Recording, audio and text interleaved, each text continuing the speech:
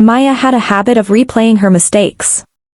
She could sit for hours staring at her phone screen, thinking about the people she hurt, the things she said, and the things she never did. Her mind was a museum of memories, some she wished she could erase, others she wished she could live again. Every morning, she would wake up with a quiet promise to fix something that had already happened.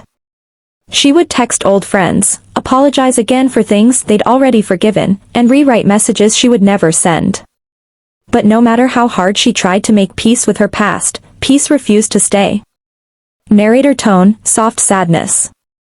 One morning, Maya looked in the mirror and almost didn't recognize the woman staring back. Her smile looked practiced. Her eyes looked tired, not from work, but from trying too hard to become the person she used to be. She whispered to herself, "If I fix the old me, maybe I'll feel whole again." But deep down, she knew the mirror was lying. She wasn't meant to become her old self, she was meant to meet her new one. Narrator tone, calm, emotional. That evening, she sat down and wrote a letter not to anyone, but to the version of herself that once believed in happy endings. She wrote about guilt, forgiveness, and the ache of trying to fix broken things. She never sent the letter. She folded it and placed it in a drawer beside her bed. It was the first time she let a part of her pain rest quietly, without trying to fix it. Narrator tone, nostalgic warmth. There were people who once meant everything to Maya, friends who stopped calling, love that faded without goodbye. For a long time, she blamed herself for losing them. She kept trying to be the person they once loved. But one day she realized sometimes people leave not because you're broken, but because their chapter in your story has ended. It's not failure, it's flow.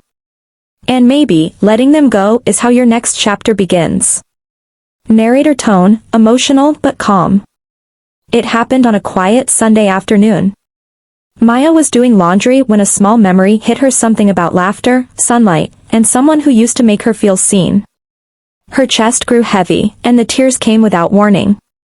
She didn't fight them this time. She sat on the floor, crying softly, until the weight began to lift. Sometimes, breaking down isn't the end.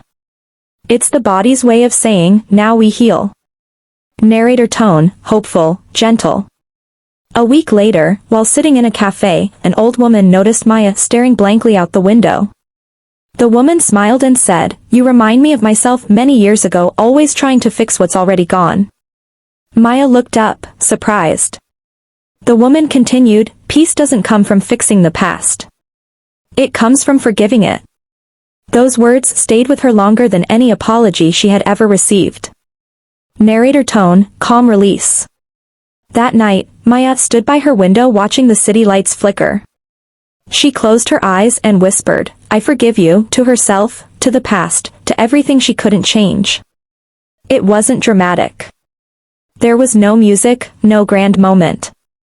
Just silence, the kind of silence that finally feels safe. Narrator tone, warm, reflective. Over the next few weeks, she stopped chasing old versions of herself.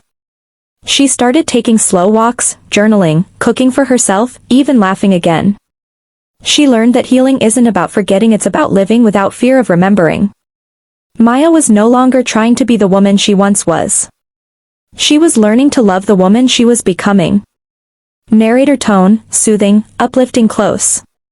Months later, she walked past the same cafe, the same window, the same street. But this time, she wasn't lost in her thoughts, she was present. The air felt lighter. The city looked softer. Maya had not fixed her past, but she had found her peace. And that peace was stronger than any apology, any closure, or any old memory. So if you're listening right now, and you're still trying to fix what's already gone, remember Maya. Sometimes, healing begins the moment you stop repairing and start releasing. Laugh a little.